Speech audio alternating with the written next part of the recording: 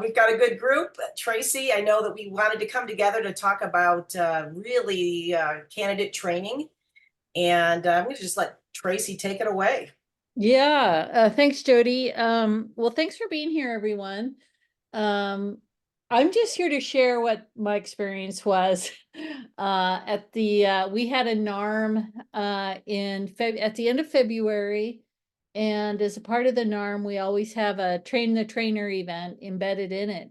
And so our Train the Trainer event was for atmosphere and hydrosphere protocols for candidate trainers. We did not do candidate mentor trainers, just candidate trainers.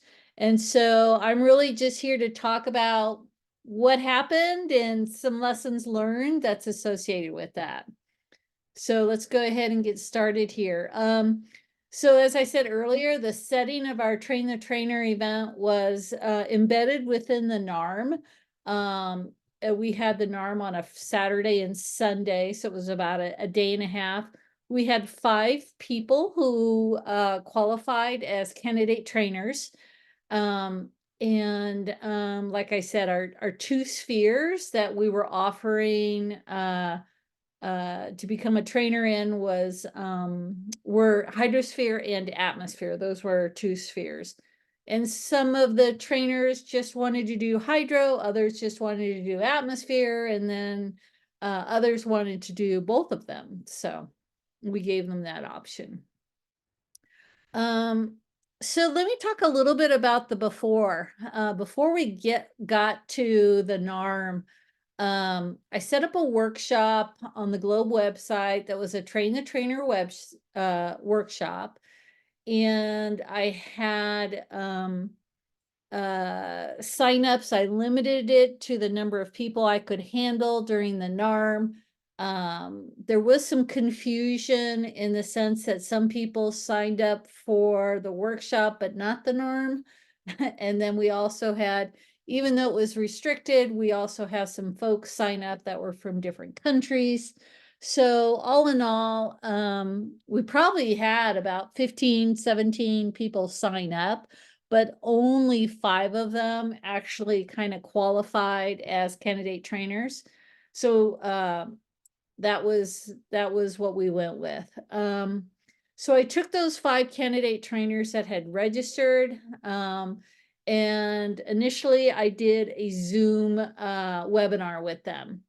And the purpose of the webinar before the NARM was to make sure that they were comfortable in understanding what this was all about. At the end, what they would have been accomplished in, and just kind of some of those details. I also wanted to know how familiar they were with the Globe website in general. And I find that, you know, there's just some basic things a trainer needs to be able to do with a training. So I went over those things with them. We started out with the My Page and setting up student accounts and having their own little blurb and picture on their My Page. And not all of them knew about My Page. Not all of them knew on how to set up student accounts. And so I showed them how to do that. Then we migrated to site setup, a training site versus a regular site, and I showed them that. Pretty much nobody knew the training site feature of the data entry, and so we set up a training site together. We decided what kind of data we wanted to enter. We did all the clicks and balances. Then we kind of set up some fictitious data, all knowing that in a training site, it doesn't go to the Globe database. It's just a training site. So I showed them all that, and I explained, this is how you would do this in a Globe training. We migrated from data entry to data visualization. Some were proficient on that already. A lot were not. So we just went through an example of how to get data from the data viz tool. We also went over kind of the whole community connection piece. as we all know, Globe is international, and there's a lot of way to do school to school connections or teacher to teacher or joint campaigns or intensive observation periods. And so we went through that, and I think that was also a really good opportunity for them to learn how to do that. Most of them didn't know how to do any of that. And then we went to the actual workshop page, and we identified the protocols that will be covered during the trainer program. And I asked them, I was like, okay, here's all the protocols. What do you want to be trained in? And so I got, and I made a list of that offline. And I also went over, after we did that, I went over the observation form and just all the different pieces in the observation form. And then I verified that they had indeed had their trainer application in and have been approved.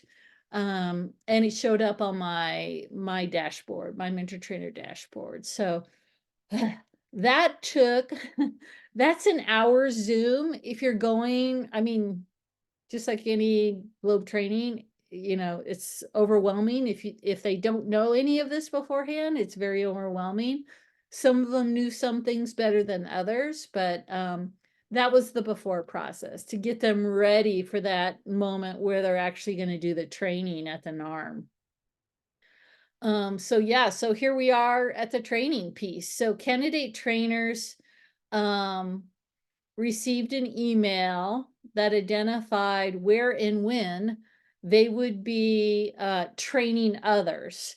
So an atmosphere, a candidate trainer who wanted to train in atmosphere was told, okay, from 8 to 9, this is your time. You will train in these protocols at this location.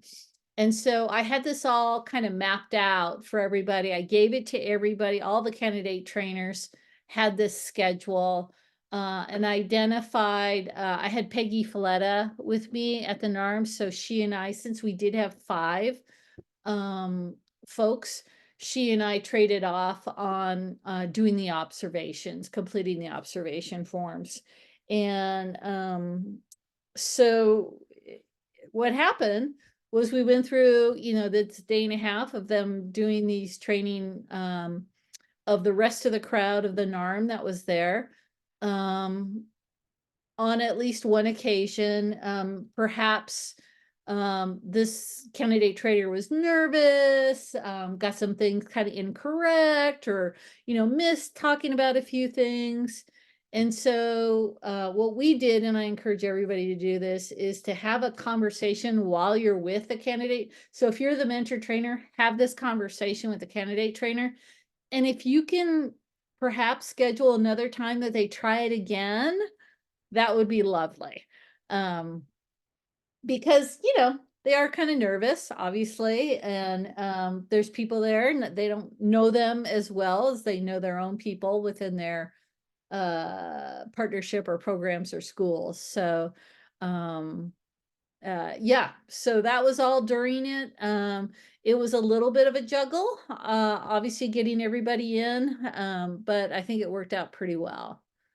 So now we're done with the NARM, and what do we do next? So we uploaded the observation forms onto the dashboard, or I uploaded all the observation forms onto the dashboard. If the candidate trainer wasn't able to kind of like understand during that webinar how to do a site setup data entry viz tool, unfortunately we weren't able to have them demonstrate that to us during our NARM because we didn't have any classroom time. We didn't have any computer time. So all they did was just show us how to do the protocols, right? So they showed, they talked about the science and the protocols, gave some tips of how to do this with students and teachers and that kind of stuff. But we're missing, because that's one piece of the observation form that you want to make sure they know how to do. And based on the webinar that I had beforehand, they were all in different stages of knowledge on how to do data entry and the visualization tool. So I wrote an email to everybody, and Peggy and I set up a webinar after the NARM, whereby they demonstrate to us these pieces that are on the observation form. So we do breakout rooms. They show us. We gave them pre-work. So their pre-work is they have to in not the training site, but on their school site, or their partner site, they had to set up a site and collect 3 pieces of data. And that kind of tells us they know how to do it if they were able to do it. And then during the breakout rooms, we wanted them to go to the Viz tool and show us their data. So those were kind of, if we can see a site that's set up, if we can see the data, then that's a really good indication that they know how to teach others how to do that. And then we had 3 different things that they could choose what to demonstrate. They either could show us how to set up their My Page and student accounts, or they could show us how to guide a Globe teacher on how to do e-protocols training, or they could talk to us about community connections, like how would you do a school-to-school connection or a campaign or that kind of stuff. So we gave them a choice to show that. And then we did a little bit about 20 minutes. Peggy did a little data presentation, like the power of data is basically what we were talking about. Like, if you can capture data using the Viz tool, what can you use that for your students? You know, kind of like, why do we have this database in the first place? And then we left time at the end for any Q&A from the candidate trainers. So this webinar hasn't happened yet. This webinar will happen on Sunday. So I can't tell you how it's going to go, but we hope that at the end of this is the last piece of the observation forms that we can fill out. And we feel pretty confident that they'll be able to do this, but we need to make sure, which is why we're doing it. It's going to be about 2 hours to go through all this. Okay, so a couple just worthy notes. Like I said earlier, not all of them knew how to set up a My Page or student accounts. Not all of them knew how to do a site setup, etc. You know, some of these candidate trainers had a number of years as a Globe teacher, but that didn't necessarily mean they knew the science behind the protocols. A good example is clouds. I think sometimes when candidate trainers only have their iPhone or their smartphone, and that they collect all their experiences collecting data using the Globe Observer app, they kind of miss that how to do using the website and data entry on a desktop. So that's really important. I mean, the Globe Observer app is great, but it's not necessarily super convenient to schools that don't have Wi-Fi or have very poor Wi-Fi, or where the schools that students can't use their phones at school. By and large, all the candidate trainers are really enthusiastic, huge willingness to learn, and that made it easier for us. And we did have to make some recommendations for further observation for trainer status. And to do this, we gave them either an option to attend another NARM where they could be candidate trainers, or we could observe them. They would have to organize their own training, and one of us would observe them either virtually or in person, kind of depends on where they're at. Okay, so I'm going to stop talking, happy to stop talking, and see what kind of questions you guys might have. Well, first, let me thank you for making the presentation and sharing all that with us. I know you said you shared the PowerPoint with me. I'll make sure that we put that up with the Globe resources. I think there's some trainer resources up there anyway, but maybe even on the US page. Jen, I see Jen is in the room with us. Maybe we can talk about that because that was powerful. That was a really nice list of things. But let's open it up to everybody else. I know that Jessica, you added a question to the chat room. You can just say it out loud and then we can go from there. Let's come back to that because it's not really related to the Okay. train. I know I have one similar too, so we were on the same line there. But anybody else? Any other comments or questions for Tracy? Oh yeah, I have one. So you mentioned putting out the this all like setting up the Globe workshop and whatnot. My situation's a little different and I need a little input on how to make this happen. There's actually a teacher I've been working with and he's very ready to become a trainer and I would like to have him become a trainer. And I really don't want to open it up to just any of the folks who are coming to be a trainer because like you or a 1.5 day, it's going to be, I think, to just observe Craig and give him his due, that will be enough. I'm assuming for the training record, Craig's training record, we have to put the workshop on Globe so we can say that this is a candidate trainer. And has anybody or anybody else in that situation where you are like selecting your trainees and the process you're going to follow? And you can just make your number of people just to one. You can just have one person. And you can actually put his name in and then you can close it, right? So it wouldn't, you might have some people on a wait list or something like that, but you don't have to worry about any of that. Okay. So if you wanted to set it up, you just say enrollment, one person. All right. Because everybody else who wants credit, for attending the NARM, I'll just set up another workshop for them so that they can enroll. Because this, yeah. I didn't have a regular workshop enrollment. I did, like a trainer, Globe training workshop. Mainly because everybody who was there they're already Globe trained. But if you've got some new folks that are looking to get trained, again, you'll have to restrict it because I know you have a very small number. But that was not really something that I thought was, super necessary for us to do that. Okay. All right. And I'm seeing Jen's for the NARM. Yeah.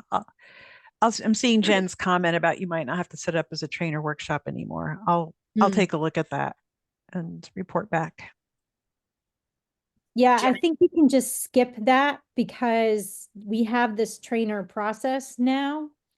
So where before it was important to have the training record reflect where they got trained as a trainer, because we have all this paperwork coming in with the review forms, I would say that that's less important to do, and that you'll just be able to do it through that process of having them submit their application, submit the reviewer form, and then that'll show up in their record as them being trained that way.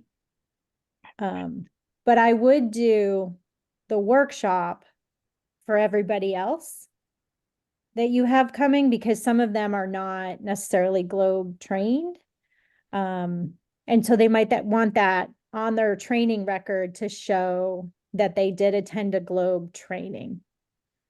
Yeah, I was going to say the same thing. Even for the trainer candidates, if you put them in the workshop too, it's just nice because it logs their training record because they have to keep active status. And so it's just nice to have everything there together so that they have everything complete. So for example, Tracy had hydrology and atmosphere. Those were the two protocols, I think, or two areas, two Right. spheres. If I'm a candidate trainer in hydrosphere, but I'm learning a little bit about atmosphere by somebody else training me, that's good to have that in my record as well, I think. So if they feel like they're also being trained and not just doing the training, I don't think there's a problem with entering them into that, workshop as a participant, not just as a trainer.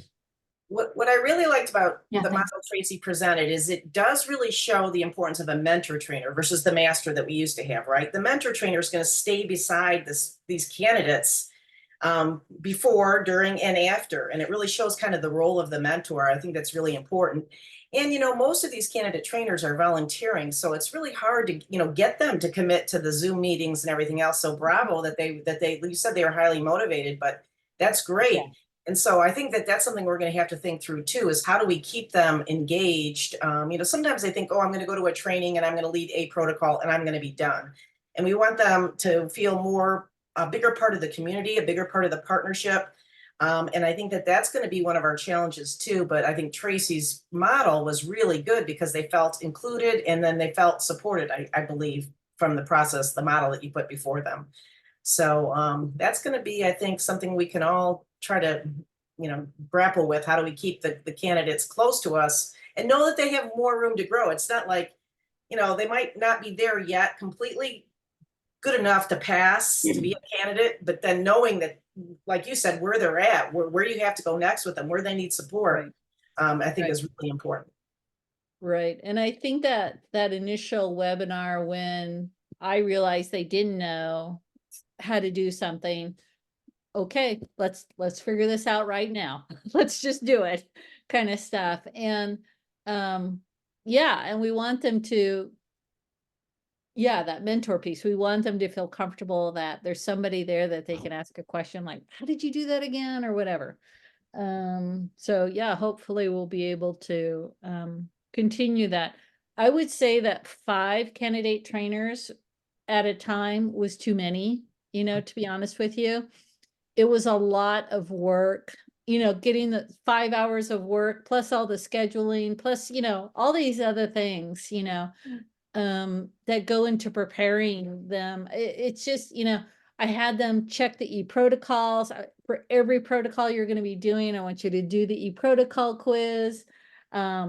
Email me if you have any questions on the slides as you're going through it or whatever. So I fielded a lot of those kind of questions as they went through that as well. So it's a lot. 5 is probably was the max I would recommend at any given opportunity event kind of thing. And I guess just for the record, we did something similar with Alabama. So I think some of you know what we're doing there, but there's a statewide initiative to kind of reestablish Globe in the state. And so we brought in, Jen started with this years ago and brought us into the training process. Tracy's been a part of that as well, and Haley. And so we have a work group of 12 science specialists that are really kind of focusing in on Globe, of which 5 were ready to become trainers, meaning that they had enough years in and experience and felt comfortable and confident. So those 5 are now officially Globe trainers, which is great. But it's still scaffolding because our first training with them, which was, I guess, last, let's see, we did a November and a March. So the November meeting, they, I didn't have them teach others how to set up the website or the student pages or student accounts or my page. That's something I did. I was there with them as the mentor trainer, and I kind of led that part of it. Then last time I led a little bit of it and they led some of it. And then their next training, the third training, they're doing it on their own, but I'm going to be Zooming with them to answer questions. And so we're kind of doing a scaffolding process so that I can still be there and make sure that things are going well and that they feel supported, but giving more and more of the responsibility to them. And that seemed to work well too. They felt confident. And there's like this tipping point. At first they were very nervous. And now that we're like over a year in, they're doing e-trainings and saying, hey, we want to add this protocol to our workshop. And so I'm starting to see this confidence in this higher level of engagement, which I think didn't happen right away, but is happening. Yeah, and I will say that the some people we reached out to asking them if they would complete a form because they were master trainers and just never kind of made it over, and we've been Right. working with them on that. But when you actually look at the form, bullet points are fine. You do not need to write narratives, and so Okay. literally it could take 15 minutes to fill out the form Okay. if you've been active. Because you Yeah. can go to my page, you can pull down your training record, you can show that you've been in the system for a while, name a Yep. couple workshops that you've led. It should go through, it should be fast for the candidates Right. side of things if they've been engaged. Right. And it's really fast for us if they've been engaged because it's very easy to look at that point. Yes. So, Yep. you know, I know it's a PDF form that they have to fill out. That's the only sometimes the hang up. You just got to have time to get in there to do that. But other than that, you know, you Mhm. submit on the portal and it moves pretty quick. So whatever you Okay. can do to encourage. And remember, the workshop could be that they're just working with one or two or a handful of teachers. They don't have to have a whole workshop. Because Yep. we have had some people say, I'm just waiting for a workshop. I'm waiting for us to be able to set up a workshop. And we're like, well, it doesn't have to really be an official workshop. You can work one-on-one with teachers. Still And- open a workshop, call it a workshop. It's not like you have to Right. post And 30. yeah, thank you for that, because then, I mean, she has done so many trainings, including agency people who got interested in Globe and now want to do it, and say they even had, because of the partnership on the project, have established Globe internship available for undergrad students. So yeah. Okay. Yeah, we'll get the registration or whatever form, yeah, to be filled out. Thank you. And one other thing that I know we're near the top of the hour, but Tracy and Jessica and I met, it's been about a month ago or so, and we put together like, I don't know, maybe it's a little wish list of things that we thought would be good for to support trainers and candidate trainers. So we have that just as a document with notes on it right now. At some point, Jen will, and when things slow down with the SRS, we'll take a look at that and figure out where we want to go with that next. But one of the ideas that came out is this, just having regular water coolers on the training process. And so if you think that would be a good idea, maybe give us a thumbs up right now. But that was really kind of high on our list, saying this is just good stuff just to get together, because every time I'm with a group of trainers, I learn how someone else is training. I'm like, oh, I want to do that next time. So I think it'd be highly valuable for, regardless of where you are with your training experience, to join in on those conversations. Yeah. Donna, thank you for the thumbs up. And they can see a Yeah. couple others. Thank you. Okay, well, let's have a round of applause for Tracy, and a big thank you for all your hard work, Tracy, and others that have been working in the training process for, I know, a number of years now. We really appreciate all of that effort. And without further ado, I think that brings us to the conclusion of this water cooler.